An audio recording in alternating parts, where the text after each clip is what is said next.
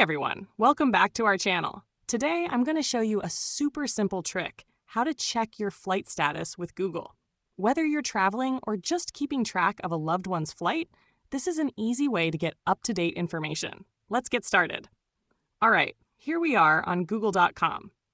To check the flight status, all you need to do is type in the flight number directly into the Google search bar. For example, let's check a flight. I'll type Delta 123. And there you have it. Google displays the flight status right at the top. You can see information like the departure time, arrival time, whether the flight is on schedule, and even the terminal and gate number if it's available. This is super helpful if you're traveling or picking someone up from the airport. You can also track flight delays or see if the flight is on time, all with just a simple search.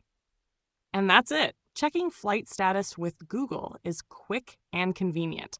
No need to visit complicated websites or download apps. Just type in your flight number and you're good to go. If you found this tutorial helpful, make sure to give it a like, subscribe for more handy tech tips, and hit that notification bell so you don't miss out on future videos. Thanks for watching, and I'll see you in the next one.